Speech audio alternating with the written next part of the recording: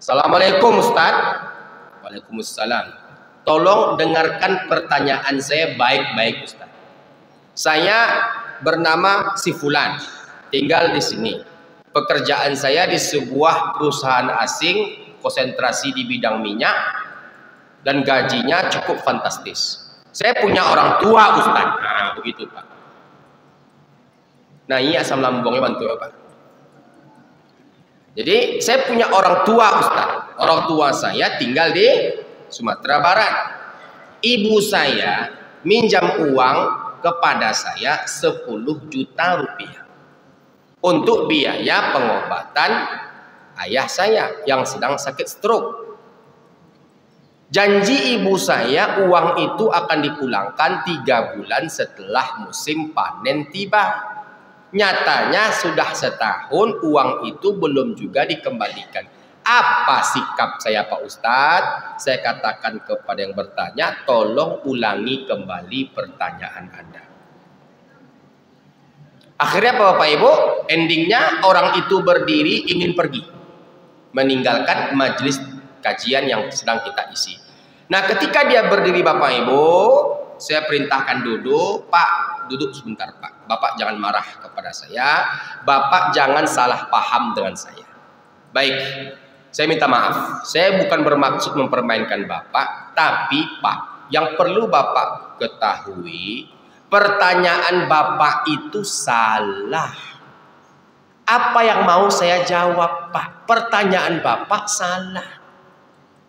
Pertanyaan panjenengan itu salah Pak. Salahnya di mana Ustadz? Salahnya adalah tadi Bapak bertanya kepada saya, ibu saya meminjam uang kepada saya. Ibu kandung Bapak, Bapak anak laki-laki yang minjam uang ibu kandung Bapak. Di sisi lain Nabi bersabda dalam sebuah hadits yang sahih yang diriwayatkan oleh Imam Muslim dalam sahihnya, anak laki-laki itu milik ibunya, selama-lamanya adalah milik ibunya. Bapak bertanya kepada saya, ibu kandung Bapak minjam uang ke Bapak. Pertanyaan Bapak salah. Apa yang mau saya jawab? Assalamualaikum warahmatullahi wabarakatuh. Saya bersama Biker Subuhan Pekanbaru Riau. Bagi yang sudah bergabung istiqomah, bagi yang belum segera bergabung. Kiamat sudah dekat. Berkah selalu, sukses. Assalamualaikum warahmatullahi wabarakatuh.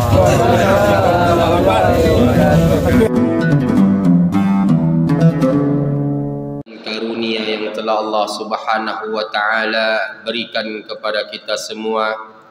Bersolawat kita kepada Rasulullah Muhammad sallallahu alaihi wa ala alihi wasallam dengan lafaz Allahumma salli ala sayyidina Muhammad wa ala ali sayyidina Muhammad. Assalamu alayka ya Rasulullah. Semoga solawat yang kita bacakan menjadi pertanda bukti cinta kita kepada Rasulullah Muhammad sallallahu alaihi wasallam. Semoga kita semua mendapatkan syafaat Nabi pada hari kiamat kelak. Amin ya rabbal alamin. Baik Bapak Ibu al-hadirin wal hadirat rahimani wa rahimakumullah. Kita masih membahas tentang penyebab terbesar keenam masuk nerakanya seorang hamba, yaitu tentang hutang piutang yang tidak dibayarkan. Sebagaimana apa yang telah kami sampaikan Bapak Ibu pada awal-awal kajian pertama dahulu, kajian kita itu adalah kajian 10 penyebab terbesar masuk nerakanya seorang hamba. 5 dari yang 10 telah kita bahas. Penyebab terbesar pertama yaitu adalah berbuat syirik kepada Allah. Penyebab terbesar kedua masuk nerakanya seorang hamba adalah karena durhaka kepada kedua orang tua. Penyebab terbesar ketiga masuk nerakanya seorang hamba adalah karena tarkus shalah, meninggalkan salat. Penyebab terbesar keempat masuk nerakanya seorang hamba adalah karena menzolimi manusia. Penyebab terbesar kelima masuk nerakanya seorang hamba adalah karena az-zina. Dan penyebab terbesar keenam masuk nerakanya seorang hamba adalah karena hutang piutang yang tidak dibayarkan. Jadi Bapak Ibu, Kemarin kita sepakat membagi pembahasan kita menjadi 2 sesi dikarenakan waktu yang tak mencukupi. Maka pada pagi hari ini kita membahas apakah ada dalam Islam orang tua berhutang kepada anaknya. Nah, ini yang menjadi pembahasan kita pada pagi hari ini. Mudah-mudahan apa yang kita kaji menjadi sebuah ilmu yang bermanfaat untuk kita semua. Jadi Bapak Ibu yang dimuliakan Allah, apakah ada dalam Islam orang tua berhutang kepada anaknya? Jadi Bapak Ibu, kita awali dengan sebuah kisah. Saya pernah mengisi sebuah kajian di daerah Rumbai Bapak Ibu. Tepatnya di Umbansari. Waktu itu kajiannya kajian tematik di sebuah masjid. Lalu jamaah ada yang bertanya dengan narasi pertanyaan seperti ini Bapak Ibu. Assalamualaikum Ustaz. Waalaikumsalam. Ustaz, saya ingin bertanya. Silahkan Pak. Ustaz, sebelumnya perkenalkan saya si Fulan. Tinggal di sini. Pekerjaan saya kerja di sebuah perusahaan asing yang gajinya cukup fantastis, cukup dahsyat, cukup besar. Yang ingin saya tanyakan Ustaz adalah saya punya orang tua. Saya masih punya ibu, saya masih punya ayah. Kedua-duanya masih hidup. Mereka tinggal di kampung, lebih tepatnya berdomisili di Sumatera Barat. Lalu ibu saya meminjam uang ke saya 10 juta rupiah. 10 juta rupiah. Dengan kesepakatan uang itu akan dikembalikan 3 bulan setelah musim panen tiba. Uang 10 juta ini Ustadz, gunanya adalah untuk biaya pengobatan ayah saya yang sedang sakit stroke. Nah, janji ibu saya 3 bulan akan mengembalikan pinjamannya kepada saya. Nyatanya sudah setahun pinjaman itu belum juga dikembalikan Ustaz. Lalu apa sikap saya? Kata si anak kepada saya, Pak. Kata yang bertanya kepada saya. Maka saya katakan kepada yang bertanya, tolong ulangi kembali pertanyaan Anda. Maka yang bertanya mengulangi pertanyaannya untuk kedua kalinya. Ustaz, saya punya orang tua. Orang tua saya hidup di kampung berdua. Lalu ibu saya minjam uang ke saya 10 juta rupiah untuk biaya pengobatan ayah saya yang sedang sakit stroke. Dan janji ibu saya uang itu akan dikembalikan 3 bulan setelah musim panen tiba. Nyatanya setahun sudah uang itu belum dikembalikan, belum dipulangkan. Lalu bagaimana sikap saya Ustadz? Kata yang bertanya kepada saya. Maka saya katakan kepada yang bertanya, tolong ulangi kembali pertanyaan Anda. Sepertinya yang bertanya Bapak Ibu kesal kepada saya, Pak. Nampak kesalnya adalah dia angkat sedikit nadanya, Pak. Assalamualaikum Ustadz. Waalaikumsalam. Tolong dengarkan pertanyaan saya baik-baik Ustaz. Saya bernama si Fulan, tinggal di sini. Pekerjaan saya di sebuah perusahaan asing, konsentrasi di bidang minyak, dan gajinya cukup fantastis. Saya punya orang tua Ustaz. Nah, begitu Pak. Nah, ini asam lambungnya bantu Pak. Jadi, saya punya orang tua Ustaz. Orang tua saya tinggal di Sumatera Barat. Ibu saya minjam uang kepada saya 10 juta rupiah untuk biaya pengobatan ayah saya yang sedang sakit stroke. Janji ibu saya uang itu akan dipulangkan 3 bulan setelah musim panen tiba.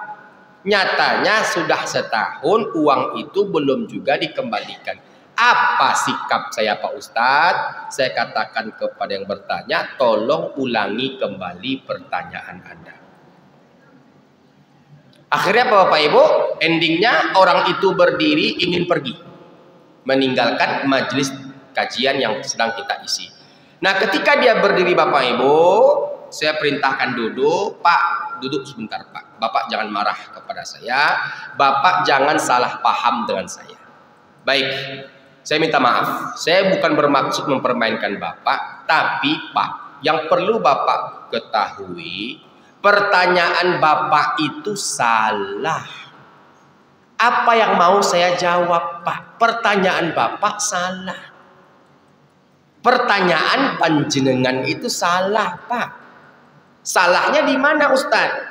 Salahnya adalah tadi Bapak bertanya kepada saya, ibu saya meminjam uang kepada saya. Ibu kandung Bapak, Bapak anak laki-laki yang minjam uang ibu kandung Bapak. Di sisi lain Nabi bersabda dalam sebuah hadis yang sahih yang diriwayatkan oleh Imam Muslim dalam sahihnya, anak laki-laki itu milik ibunya, selama-lamanya adalah milik ibunya. Bapak bertanya kepada saya, ibu kandung Bapak minjam uang ke Bapak. Pertanyaan Bapak salah. Apa yang mau saya jawab? Kalau Bapak bertanya kepada saya, adik kandung saya minjam uang kepada saya, abang kandung saya minjam uang kepada saya, tante saya minjam uang kepada saya, paman saya minjam uang kepada saya akan jawab Pak. Tapi yang minjam uang Bapak adalah orang yang mengandung Bapak, melahirkan Bapak, menyusui Bapak, orang yang membesarkan Bapak dengan penuh kasih sayang. Di dalam Islam tidak ada. Tolong hafalkan Bapak Ibu. Tolong pahami Bapak Ibu. Di dalam Islam tidak ada orang tua meminjam uang kepada anaknya. Paham Pak? Yang ada anak yang minjam uang kepada orang tuanya. Orang tua kepada anaknya tidak ada di dalam Islam meminjam uang kepada anaknya Bapak Ibu. Kenapa begitu Ustaz? Nabi alaihi salatu wassalam bersabda dalam sebuah hadits yang sahih yang diriwayatkan oleh Imam Abi Daud bahwasanya inna min atyabi ma akalar rajulu min kasbihi wa waladuhu min kasbihi. Kata Nabi alaihi salatu wassalam, yang paling baik dimakan oleh seseorang itu adalah hasil jerih payahnya. Anak-anak kandung itu adalah hasil jerih payah kedua orang tuanya. Jadi Bapak Ibu, di dalam Islam tolong hapuskan kalimat orang tua minjam uang kepada anak. Bahkan Bapak Ibu, ada seorang ulama besar yang bernama Al-Imam Ibnu Qudamah dalam kitab Al-Mughni jilid 2. Ya Pak ya Bu ya, itu membuat kaedah, membuat perumpamaan, membuat permisalan. Andai kata Pak, ini andai kata Bapak meletakkan uang di atas meja 200.000 rupiah. Uang itu lupa Bapak ambil, lupa Bapak masukkan ke dompet, lupa Bapak pindahkan ke dompet atau pindahkan ke tas. Tergeletak uang itu Pak 200.000 rupiah di atas meja. Datang orang tua kita maksudnya, diambilnya uang 200.000 rupiah itu tanpa sepengetahuan kita. Maka di dalam Islam kata Al-Imam Ibnu Qudamah dalam kitab Al-Mughni jilid 2, itu tidak bisa dikatakan sebagai tindakan pencurian. Kenapa begitu Ustadz? Karena yang dia ambil adalah uang dari anaknya, yaitu adalah aset atau jerih payah. Paham Pak contohnya Pak? Nah ibu masak. Ibu masak, hari itu ibu masak istimewa karena mungkin adalah hari di mana ibu mungkin ada kelebihan uang. Akhirnya ibu belanjalah ke pasar bawah, beli udang galah 1 kilo atau 2 kilo. Akhirnya ibu masaklah udang saus tiram. Ibu masak, ibu belum sempat makan apa yang ibu masak. Jadi apa yang ibu masak ibu belum sempat makan. Setelah itu ibu tinggalkanlah masakan ibu. Ibu pergi, bapak pergi keluar karena ada suatu keperluan.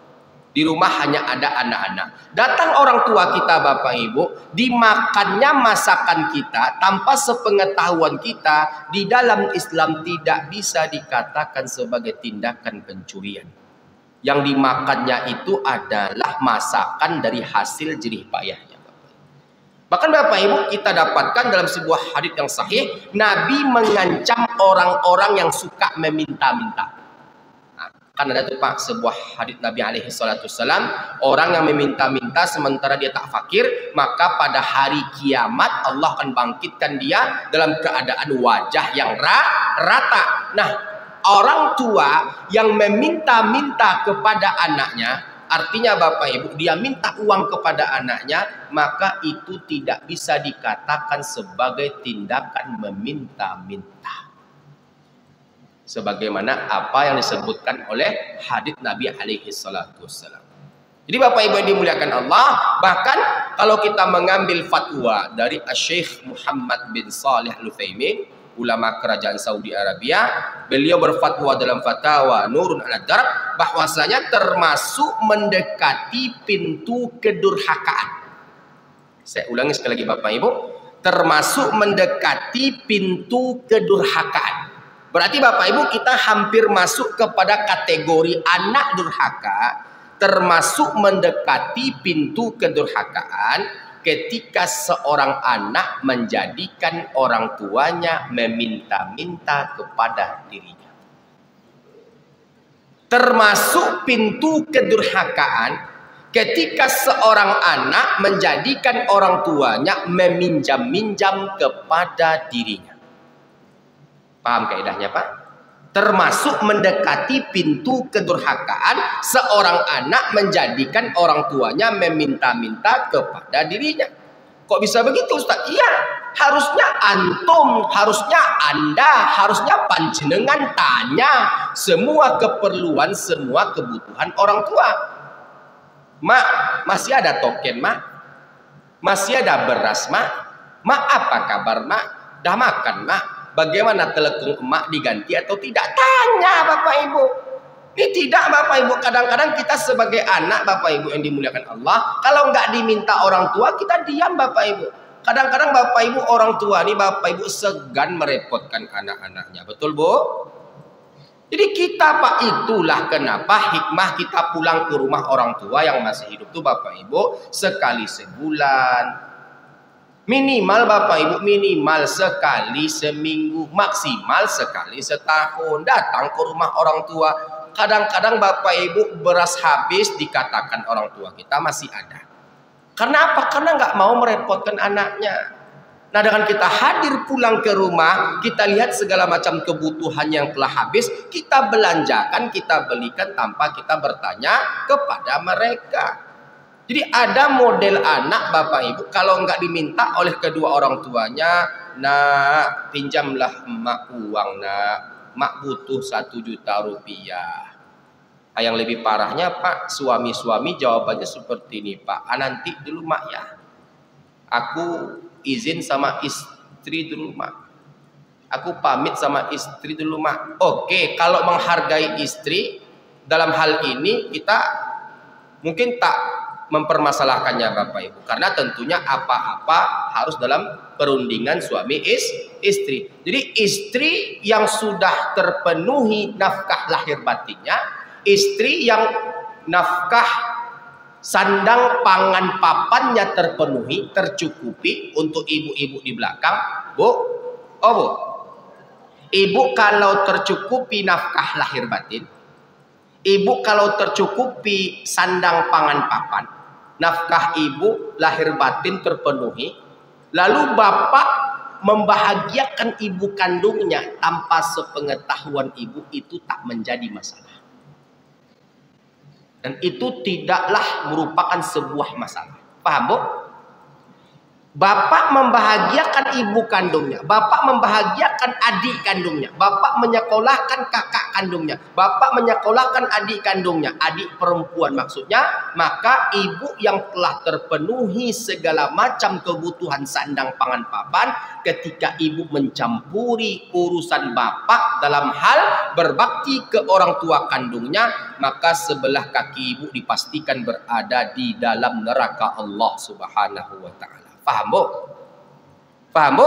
Jadi Pak, kita suami Pak, selagi nafkah istri terpenuhi, tercukupi, maka Bapak Ibu ya, wabil khusus untuk Bapak tidak punya syarat harus izin kepada istri untuk memberikan ibu Bapak atau ayah Bapak belanja. Nggak ada Pak. Kecuali Bapak orang tua bapak, ibu bapak atau ayah bapak berikan nafkah sementara istri terlunta-lunta, terlantar. Zalim namanya. Ada pula model orang bapak ibu ke orang tuanya royal, ke istri dan anak terlantar hidupnya, tak makan sampai terusir dari rumah kontrakan. Nah, ini nggak benar bapak ibu. Jadi selagi nafkah istri lahir batinnya tercukupi, terpenuhi, sandang pangan papannya tercukupi, terpenuhi, istri ikut campur urusan suaminya ketika suaminya berbakti ke orang tua kandungnya, membahagiakan ibu kandungnya, menyekolahkan adik kandungnya, menyekolahkan kakak kandungnya, intinya berbakti kepada keluarga kandungnya. Ibu yang telah terpenuhi nafkah lahir batin ikut campur dalam masalah ini, dipastikan sebelah kaki ibu berada di dalam neraka Allah Subhanahu wa taala. Jadi ketika ibu kita Pak, anak laki-laki itu milik ibunya, selama-lamanya adalah milik ibunya. Jadi ketika ibu kita, "Nah, pinjamlah mak uang, nah. Pinjamlah mak uang, nah. Mak butuh 1 juta rupiah untuk kebutuhan mak di kampung. Beras dah habis, hutang di kedai menumpuk. Hutang di kedai menumpuk, SPP adik kamu belum dibayar, dan segala macamnya." Sampaikan ke mak kita Pak. Apa yang perlu kita sampaikan Pak? Mak, di dalam Islam tidak ada orang tua minjam uang kepada anaknya. Nggak ada mak. Tolong mak rubah bahasa itu. Tidak ada di dalam Islam orang tua minjam uang ke anaknya. Mak butuh 1 juta mak, iya nanti ku transfer. Apapun keperluan emak minta ke aku mak. Yang aku minta ke mak hanya 1, bukan ganti, bukan ganti, bukan pulangkan uangku, bukan. Doakan rizkiku lancar mak. Hanya itu yang aku minta kepada engkau. Ini uang mak, 1 juta rupiah seperti yang kau inginkan.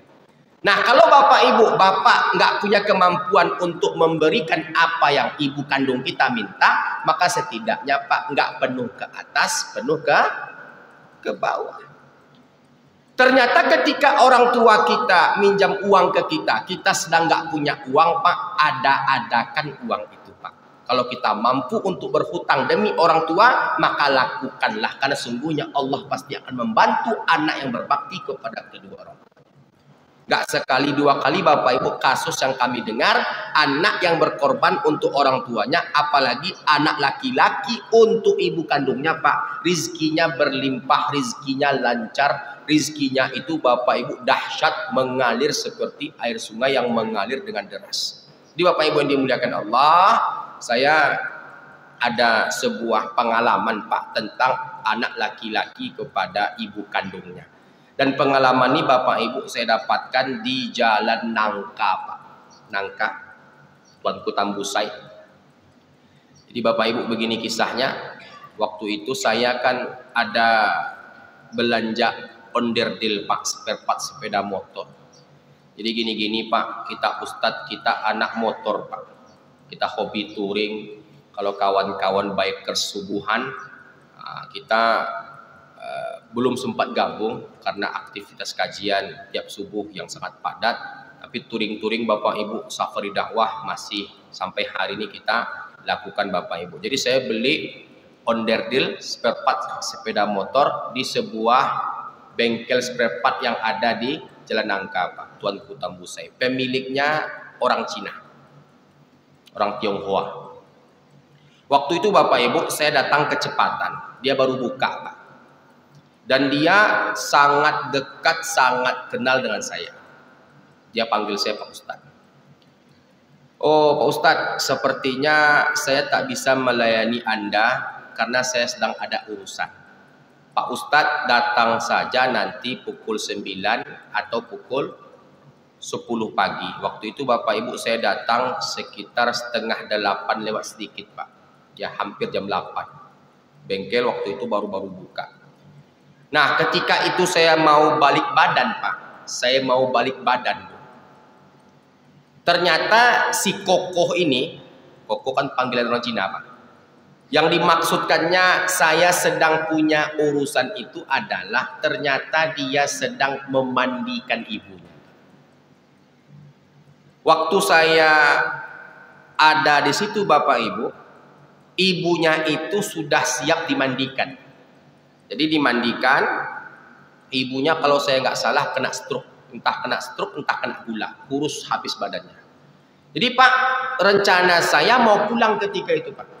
Nggak jadi saya pulang ketika itu. Saya perhatikan aja Bapak Ibu, saya tunggulah kok. Nggak apa-apa Pak Ustadz, silahkan duduk di sana. Dikasihnya air murakuwa Pak. Nah, dipersilahkan saya menunggu di depan bengkel.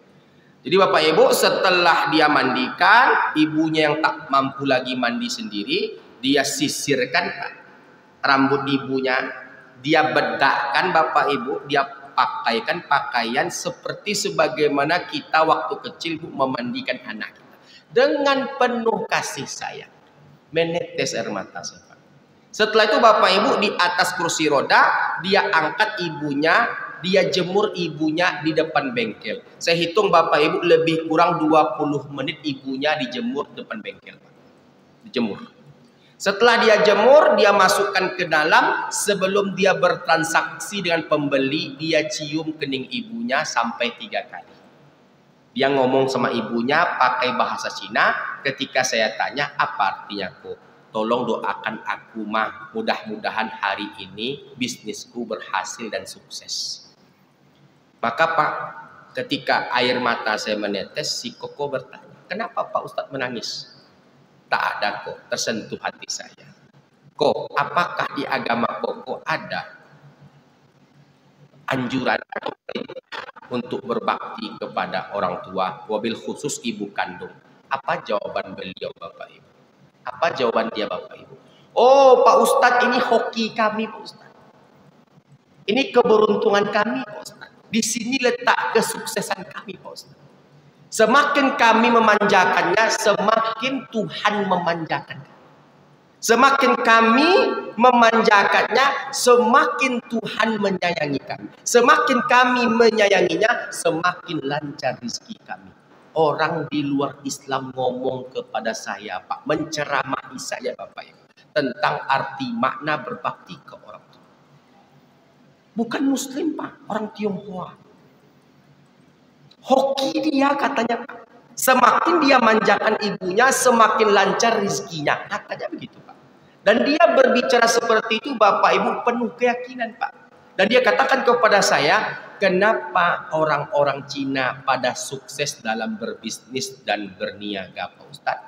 Kuncinya mereka senantiasa meratukan orang tua mereka, meratukan ibu kandung mereka, merajakan ayah kandung mereka. Itu Pak prinsip kesuksesan dari dagangnya atau berbisnisnya orang Cina. Jadi kunci kesuksesan mereka itu Bapak Ibu, kunci kebahagiaan mereka, kunci keberhasilan mereka terletak pada orang tua mereka. Nah kita orang Islam Bapak Ibu, masih banyak kita belum yakin dengan keramatnya kedua orang tua. Masih banyak kita belum yakin Bapak Ibu dengan terdapatnya sebuah keberuntungan dunia dan akhirat ketika kita memanjakan atau membahagiakan orang tua. Ingat Bu, anak yang berbakti kepada kedua orang tuanya, hidup mereka tidak akan pernah terlantar dunia dan akhirat. Anak yang memanjakan ibu dan ayahnya, hidup mereka dijamin oleh Allah dunia dan akhirat. Saya pernah Pak mendengar cerita dari seorang yang sangat kaya Pak di Indonesia ini, orang Minang asli Pak. Saya mendengar cerita ini dari mulut ke mulut dan saya dengar langsung dari wawancara kepada beliau. Nama beliau Pak Bas Rizal Koto. Orang manggil beliau adalah Basko. Saya dengar Bapak Ibu ya, waktu itu dalam sebuah wawancara atau talk show, Bapak Ibu, beliau berbicara kepada yang bertanya, apa kiat-kiat untuk menjadi orang sukses? Beliau katakan Bapak Ibu. Apa kata beliau Bapak Ibu? Ketika itu, ketika saya kecil, saya pulang sekolah kata beliau. Ini lebih kurang Pak ya, saya hanya memindahkan kata atau kalimat yang keluar dari lisan beliau dalam sebuah wawancara. Waktu saya kecil, saya pulang sekolah. Lebih kurang saya minta maaf bila ada kesalahan. Jadi Bapak Ibu, waktu kecil saya pulang sekolah. Lalu saya lapar. Saya minta ke orang tua saya, di sini ibu saya, ada nggak makanan yang bisa dimakan? Ternyata ketika itu beras habis. Ibu saya pergi keluar untuk mencari beras untuk dimasak. Nah, ketika itu saya ikuti dia. Terdengar oleh saya ketika ibu saya minjam beras di kedai tak dapat, minjam beras di tetangga, bukannya beras yang dikasihkan Bapak Ibu, bukannya beras yang diberikan. Apa kata tetangga ketika itu kepada ibu saya? Kalau indah ado bareh yang kadimakan, makan sebatu.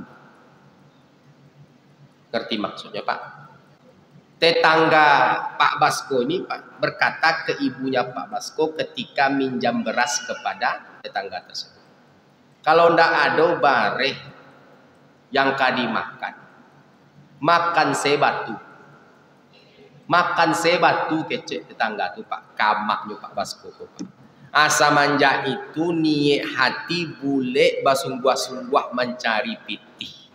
Dangan-dangambo Pak, yang mau pe itu Pak, yang mencela itu Bapak Ibu, yang menghina itu Bapak Ibu, yang mengatakan makan sebatu, entah diumrohkan, entah dihajikan oleh beliau Pak. Karena kalau bukan diupatnya, kalau bukan dicelanya, kalau bukan direndahkannya, mungkin Pak Basko nggak terpancing Pak untuk bersungguh-sungguh mengangkat ekonomi keluarga. Jadi Bapak Ibu yang dimuliakan Allah, ingat kebahagiaan engkau dunia akhirat terletak pada keredoan kedua orang tuamu, keredoan ayah ibumu. Semakin kau manjakan dia, semakin Allah akan manjakan engkau dengan surganya yang luasnya seluas langit dan bumi. Jadi Bapak Ibu, dalam Islam tolong hapuskan kalimat tidak ada orang tua minjam uang kepada anak. Kalau anak minjam uang ke orang tua, ada apa? Dan itu wajib untuk diganti. Tapi kalau orang tua minjam uang kepada anak, tidak ada Pak sampai hari kiamat titik. Nah, jadi Bapak Ibu kita sepakat.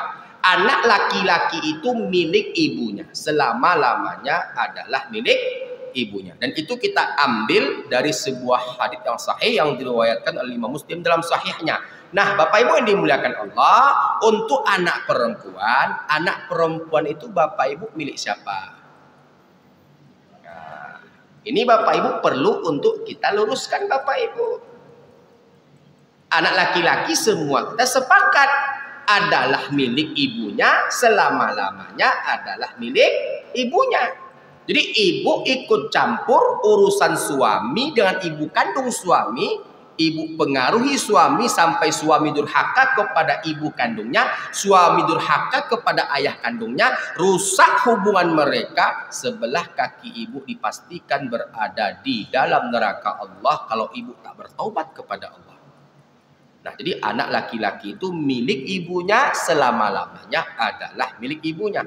Nah, sekarang pertanyaan kedua Bapak Ibu, anak perempuan itu milik siapa Pak? Milik siapa Bu?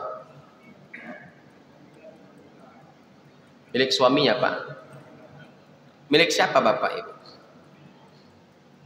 Oh Bu, milik siapa Bu? Yakin Bu? Yakin milik suaminya Bu? Bapak Ibu, pagi hari ini izinkan kami luruskan Pak. Ya Pak ya, ya Bu ya. Bu, Ibu masih ingat? Ibu masih ingat? Saya hanya menambahkan Bapak Ibu, saya hanya menambahkan. Ibu masih ingat ketika hari pernikahan Ibu? Tanggal berapa? Tahun berapa? Hari apa? Apa lauk pauknya? Bagaimana dekor pelaminannya? Masih ingat Bu? Ibu masih ingat ketika ayah ibu berkata kepada suami ibu, wahai fulan. Apa jawab suami ibu ketika itu? Iya Pak. Betul Pak? Apa kata ayah ibu kepada calon suami ibu ketika itu? Aku nikahkan engkau dengan putri kandungku Fulanah binti Fulan dengan mahar 20 kilo emas dibayar tunai. Apa jawab suami ibu ketika itu? Apa jawab suami ibu ketika itu? Aku terima nikah dan kawinnya Fulanah binti Fulan dengan mahar 20 kilo emas dibayar tunai. Apa kata saksi ketika itu Bapak Ibu? Sah. sah, jadilah suami istri. Pada hari yang sakral itu Bapak Ibu, yang pindah, coba hafalkan, coba camkan. Hafalkan, camkan, simak. Jangan sampai kita salah kaprah. Yang pindah pada hari yang sakral itu Bapak Ibu adalah tanggung jawab, bukan kepemilikan. Anak perempuan sebelum menikah tanggung jawabnya di bawah tanggung jawab ayah kandungnya. Semua kebutuhan sandang pangan papan di bawah tanggung jawab ayah kandungnya. Setelah menikah tanggung jawab itu berpindah kepada suaminya. Jadi yang pindah itu adalah tanggung jawab. Ibu masih wajib berbakti kepada ayah kandung ibu walau ibu telah menikah. Karena cinta ibu, sayang ibu, bakti ibu kepada ayah kandung tidak boleh berubah walau cuma 1% sekalipun. Haram hukumnya. Jadi kalau ada ustadz menyampaikan kaji, Pak, saya sering Pak mendengar kaji, Pak, ustadz ceramah. Kalau anak perempuan sudah nikah, dia hanya taat kepada suaminya, tak perlu lagi taat kepada ayahnya. Dia hanya berbakti kepada suaminya, tak perlu lagi berbakti kepada ayah kandungnya. Kaji sosek mulai Pak. Ngerti Pak? Kaji sosek model kamu. Nggak perlu lagi berbakti ke ayahnya, nggak perlu lagi taat kepada ayahnya. Kaji dari mana ini Pak? Yang pindah tuh tanggung jawab, Bu. Tanggung jawab, bukan cinta, bukan kasih sayang, bukan kepemilikan. Bu, ibu dicerai oleh suami ibu. Kemana ibu dipulangkan, Bu? Oh, Bu. Ibu diceraikan oleh suami. Kemana ibu dipulangkan, Bu? Ke pemiliknya. Siapa pemiliknya? Ke ayahnya. Nabi katakan, kalau kau tak mampu membahagiakan istrimu, jangan pukul mereka. Pulangkan mereka ke ayahnya. Jadi Bapak Ibu, taat kita ke suami ketika suami taat kepada Allah. Ketika suami taat kepada Allah, haram mentaati suami tipikal seperti ini. Contoh, Bu, boleh nggak seorang perempuan menggugat cerai suaminya dikarenakan suaminya meninggalkan sholat? Boleh nggak, Bu? Boleh nggak, Bu? Boleh. Boleh nggak seorang perempuan menggugat cerai suaminya dikarenakan suaminya itu pemakai narkoba? Boleh nggak seorang perempuan itu menggugat cerai suaminya dikarenakan suaminya pezina? Boleh nggak seorang perempuan itu menggugat cerai suaminya dikarenakan suaminya pelaku kekerasan dalam rumah tangga? Boleh. Jadi oleh karena itu Bapak Ibu, kaedahnya taati suami ketika suami mentaati Allah. Ketika suami tak mentaati Allah alias mendurhakai Allah, haram taat kepada suami tipikal seperti ini. Ustadz menyampaikan seperti itu. Kami pernah juga Ustadz mendengarkan Ustadz lain berceramah. Bapak Ibu, saya mohon maaf sebesar-besarnya. Bukan merasa unggul dari Ustadz lain. Saya hanya meluruskan Bapak Ibu. Saya hanya meluruskan. Di Bapak Ibu, di sini kita belajar untuk kritis Pak dalam hal menerima sebuah perkara. Ustadz, saya pernah mendengar Ustadz, kami pernah mendengar Ustadz, sebuah hadits katanya itu adalah hadits.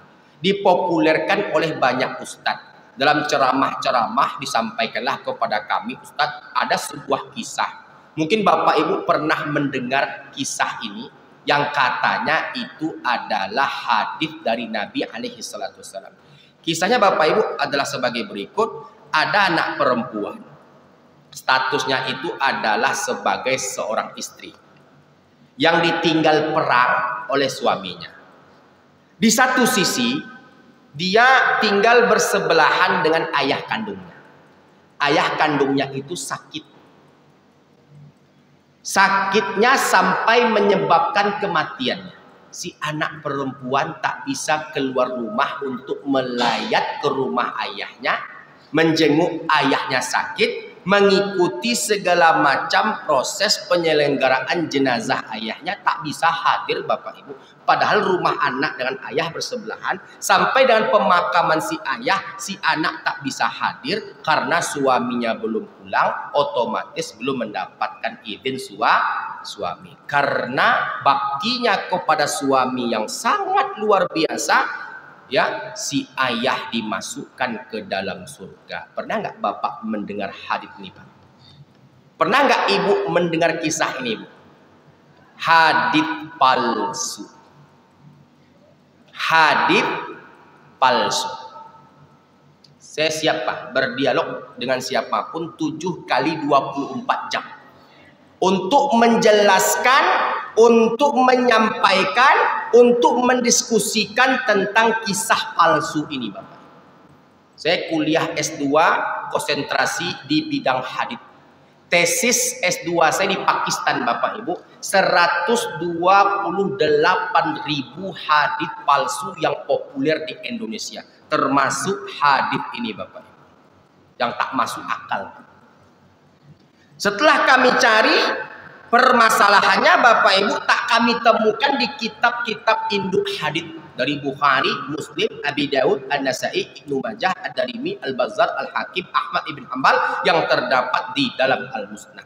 Nah, ternyata setelah kami cari lagi, Bapak Ibu, kami dapatkan itu ada pada kitab Ihya Ulumuddin yang dikarang oleh Al-Imam Al-Ghazali, yang mana Al-Imam Al-Ghazali tidak menyebutkan sumber yang akurat atau konkret, dan banyak sekali masalah dari jalur periwayatannya. Nah, Bapak Ibu yang dimuliakan Allah, hadits palsu ini, Bapak Ibu, langsung dibantah oleh Al-Quran. Al-Quran membantahnya, Bapak Ibu yang dimuliakan Allah. Coba buka Al-Ahqaf, coba buka Luqman, ya. Al-Ahqaf, Allah Ta'ala berfirman, A'udzubillahi minasyaitonirrajim, wa wassaynal insana biwalidayhi ihsana. Kami wasiatkan kepada manusia untuk berbakti dan berbuat baik kepada kedua orang tuanya. Pertanyaannya, Bapak Ibu, apakah berbakti itu hanya berlaku untuk anak laki-laki atau berlaku untuk kedua-duanya? Anak laki-laki dan anak perempuan. Al-Quran menjelaskan berbakti itu untuk anak laki-laki dan untuk anak perempuan. Hadits yang sahih itu juga membantahnya. Buka kitab Sahihul Bukhari dari sahabat Abu Hurairah, semoga Allah Ta'ala meridhoinya. Nabi bersabda, ridallah fi ridal walidain wa suhtullah fi suhtil walidain. Ridho Allah terdapat pada ridho orang tua, murka Allah terdapat pada murka orang tua. Dikatakan orang tua itu Bapak Ibu, ibu dan ayah. Nah, ini yang kita bantah yang pertama, Bapak Ibu. Kisah yang populer ternyata sumbernya bukan dari Nabi alaihi salatu wassalam. Yang kedua, Bapak Ibu yang dimuliakan Allah, Ibu pernah nggak mendengar sebuah hadits sahih? Nah, yang kedua nih, Bapak Ibu, haditsnya sahih, tapi cara memahaminya salah. Oleh kebanyakan kita, kalau ada perintah sujud antara manusia kepada manusia, maka kuperintahkan, kata Nabi alaihi salatu wassalam, istri sujud kepada. Sujud di situ, Bapak Ibu, bukan menyembah, Pak. Sujud di situ maknanya menghormati, memuliakan. Selagi suami itu berada pada koridor ketaatan. Ketika suami taat kepada Allah, muliakan dia. Ketika suami itu mendurhakai Allah, tinggalkan dia. Selesai masalah, Bapak Ibu. Jadi oleh karena itu, Bapak Ibu yang dimuliakan Allah, kita dalam membahas sebuah sesuatu, Pak, ada studinya, ada konsentrasinya, ada spesifikasinya, ada pembahasannya, ada jurnalnya, dan ada kalam atau fatwa-fatwa ulamanya. Jadi Bapak Ibu yang dimuliakan Allah, sampai dengan kaedah Bapak Ibu, masih panjang waktu kita. Sampai dengan kaedah Bapak Ibu, harta istri belum tentu milik suami. Harta suami sudah pasti milik istri. Nah, paham Pak? Paham Pak? Saya ulangi sekali lagi, harta istri belum tentu milik suami. Harta suami sudah pasti milik istri. Paham maksudnya, Pak? Bapak sepertinya cemberut nih, Pak. Ibu senyum-senyum. Harta istri belum tentu milik suami. Harta suami sudah pasti milik istri. Apa maksudnya Ustadz? Ibu sebagai istri, ibu punya uang, punya gaji sendiri, punya pencarian sendiri, punya pendapatan sendiri, uang tabungan ibu sendiri. Uang itu mutlak milik ibu. Mutlak kepemilikannya adalah milik ibu. Tabungan ibu, pendapatan ibu, gaji ibu, hasil profit keuntungan dagang ibu. Uang itu ibu berikan ke ayah kandung ibu untuk belanja kebutuhan mereka tanpa sepengetahuan suami. Itu tidak bisa dikatakan sebagai sebuah pelanggaran di dalam syariat Islam. Nah, itu kaedahnya. Ibu bagikan uang itu ke ibu kandung ibu bagikan ke kakak kandung ibu, kepada keluarga kandung ibu tanpa sepengetahuan suami. Uang itu mutlak milik ibu, mutlak milik ibu, nggak ada campur tangan suami di sana. Ibu berikan kepada keluarga kandung tanpa sepengetahuan suami. Itu tidak bisa dikatakan sebagai sebuah pelanggaran di dalam syariat Islam. Bukan berdosa Pak, tapi masuk kepada bab adab. Alangkah baiknya apapun yang terjadi, ya beritahu suami. Nah Bapak Ibu yang dimuliakan Allah, suami yang baik tentunya akan membiarkan istrinya untuk berbuat baik kepada keluarga kandungnya. Lain cerita Bu, contohnya harta itu milik berdua, mobil milik berdua, motor milik berdua. Datang abang kita, datang ayah kita Bu ke rumah kita. Dek, Kak, Uni bisa pinjam mobil? Nak bisa pinjam mobil? Oh nanti dulu ya, izin sama abang terlebih dahulu karena mobil ini bukan mobil saya aja ya, mobil ini milik kami berdua. Untuk lebih pastinya coba saya telepon abang. Kan begitu Bu, itu adabnya, itu syaratnya. Kan begitu kalau harta itu kepemilikannya berdua. Tapi kalau uang itu mutlak milik ibu, kepemilikannya adalah milik ibu tanpa campur tangan suami, uang itu pendapatan ibu, hasil dagang ibu. Pokoknya semenjak ibu gadis uang itu sudah ada, ibu tabung, dan uang itu ibu berikan kepada keluarga kandung, kepada ayah kandung, kepada ibu kandung tanpa sepengetahuan suami. Itu tidak bisa dikatakan sebagai sebuah pelanggaran di dalam syariat Islam. Begitulah Islam memberikan hak untuk masing-masing pihak. Dipaham maksudnya Pak? Paham maksudnya Bu? Jadi oleh karena itu uang yang diberikan suami ke istrinya haram ditarik kembali. Suami yang minjam uang ke istrinya wajib dikembalikan. Paham Bu? Suami minjam uang ke ibu 1 juta rupiah wajib ibu tagih. Karena akadnya hutang piutang. Nah Ustadz, maksud kedua apa Ustadz? Harta suami sudah pasti milik istri. Masih ada waktu kita Pak? Boleh kita ambil waktu sedikit Pak? Nah, apa maksud harta suami sudah pasti milik istri? Contoh, ini contoh Bapak Ibu. Ya, contoh. Bu, boleh saya bertanya, Bu? Boleh, Bu? Ibu diberikan Bapak belanja 50.000 rupiah seminggu. Totalnya 200.000 rupiah sebulan. Cukup, Bu? Cukup, Bu? Cukup. Kata Bang Mukhlis cukup. Cukup. 50.000 seminggu tuh besar tuh Bu. Ya kan Pak? Cukup Pak? Oh Pak? Cukup Pak? 50.000 dolar. Ya Bapak Ibu saya bercanda. 50.000 rupiah seminggu tuh cukup atau tidak Bu? Cukup. Banyak tuh Bu. Banyak, 200.000 rupiah sebulan. Banyak tuh Bu. Bisa makan 2 kali sehari Bu. 50.000 seminggu. Apa yang kami makan Ustadz? Paginya ibu sarapan bukan bubur, bukan lontong Medan, bukan lotek, bukan nasi kuning, bukan ketoprak. Bukan Bapak Ibu. Bapak Ibu sarapannya pagi dengan 1 saset Energen rasa kacang hijau. Siangnya makan nasi pakai garam. Sore sampai malam nggak makan. Insya Allah Bu, kami prediksi sebulan setelahnya ibu masuk rumah sakit umum daerah Provinsi Riau. Asam lambung atau mah. Nggak cukup Pak. Jadi oleh karenanya ibu sesekali bawa bapak belanja ke pasar. Biar bapak tahu ternyata harga bahan pokok itu pada naik. Contoh Bu, contoh. Setelah dihitung-hitung, ternyata kebutuhan istri itu sebulan nafkah dengan uang belanja beda ya Bu. Tolong sampaikan ke bapak, bapak yang mampu memberikan nafkah kepada ibu, nafkah dengan uang belanja beda. Bedakan itu. Nafkah kewajiban, uang belanja itu adalah keperluan istri yang sifatnya tak diduga atau tak terduga. Jadi ibu-ibu yang dimuliakan Allah, contohnya kebutuhan ibu sebulan itu 4 juta rupiah. Kebutuhan ibu sebulan itu 4 juta rupiah. Bapak kerja contohnya di PT Pertamina Hulu Rokan, PHR. Gaji bapak itu tidak kurang dari 30 juta rupiah. Kebutuhan rumah tangga 4 juta rupiah. Bapak orangnya itu Pak pelitnya minta ampun. Sangat pelit. Kalau bahasa kampungnya Bang Mukhlis, kantong bajai Pak. Sampili karya. Akan begitu Pak.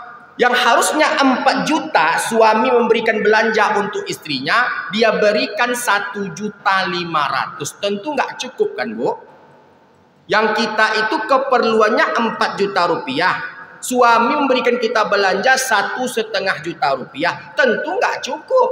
Nah karena nggak cukup itu, ibu ambil uang suami. Berapa kurangnya Bu tadi? Dari 4 juta. Kalau diberikan suami 1,5 berarti kurangnya berapa Bu? 2.500.000. Ibu ambil uang suami 2.500.000 tanpa sepengetahuan suami, itu tidak bisa dikatakan sebagai tindakan pencurian. Jadi bapak-bapak hati-hati Pak, dompet bapak pada hilang nanti Pak. Saya pada pagi hari ini Pak bukan mengajarkan ibu mencuri, bukan Pak. Ibu mengambil haknya yang bapak tahan. Ustadz, apakah ada dalilnya? Ustadz, ada. Ketika penaklukan kota Mekah, Nabi bersama 10.000 pasukan dari Madinah menaklukkan kota Mekah. Nah, ketika itu Mekah tertaklukkan.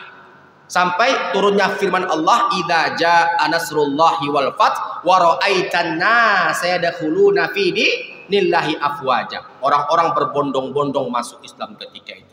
Nah di antara yang masuk Islam ketika itu Bapak Ibu adalah Hindun binti Utbah, istrinya Abu Sufyan yang waktu perang Uhud merobek jantung Hamzah, mengunyah-ngunyah jantung Hamzah dan memuntahkannya kembali. Waktu itu Hindun masuk Islam dan bertanya kepada Nabi alaihi salatu wassalam. Apa pertanyaannya Bapak Ibu? Ya Rasulullah, aku Hindun binti Utbah menyatakan keislamanku. Asyhadu an la ilaha illallah wa asyhadu anna Muhammadar Rasulullah. Ada yang ingin aku tanyakan wahai Nabi. Apa itu Hindun? Suamiku Abu Sufyan orangnya pelitnya minta ampun. Apa yang harus aku lakukan wahai Nabi? Kata Hindun kepada Nabi Muhammad SAW. Suamiku Abu Sufyan orangnya sangat pelit. Apa yang harus aku lakukan wahai Nabi? Maka Nabi berkata kepada Hindun, wahai Hindun, ambillah uang Abu Sufyan secukupnya, seperlunya, tanpa sepengetahuannya, penuhi segala macam kebutuhanmu dan keperluanmu. Artinya apa Bapak Ibu? Apakah Nabi mengajarkan Hindun mencuri? Tidak Pak. Hindun mengambil haknya yang ditahan oleh Abu Sufyan. Jadi oleh karena itu suami yang zolim kepada istrinya, di samping istrinya bisa menuntut ke pengadilan agama, di dalam harta suami yang zalim ada kepemilikan benda istrinya tersebut. Dapat dipahami kaidahnya Bu?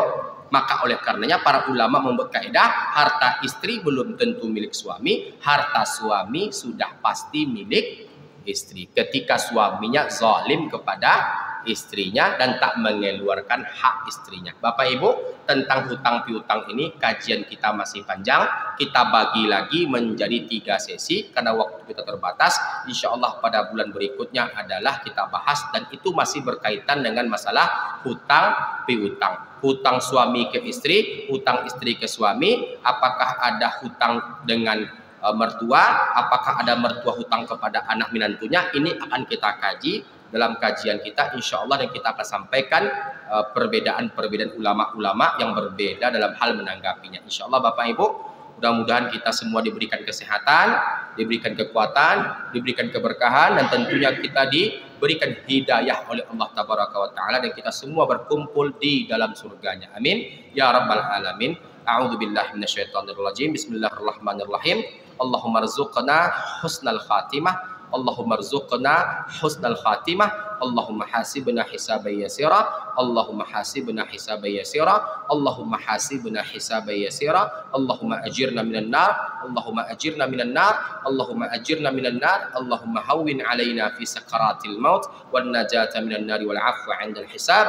Rabbana atina fid dunya hasanah wa fil akhirati hasanah wa qina adzabannar. Walhamdulillah rabbil alamin. Kesimpulannya Bapak Ibu, pada pertemuan kita pada pagi hari ini, tidak ada di dalam Islam orang tua minjam uang kepada anaknya. Jadi kalau ada orang tua minjam uang kepada anaknya, katakan kepada orang tua tersebut, aku adalah asetmu, aku adalah jerih payahmu, hartaku adalah hartamu, hartaku adalah milik engkau.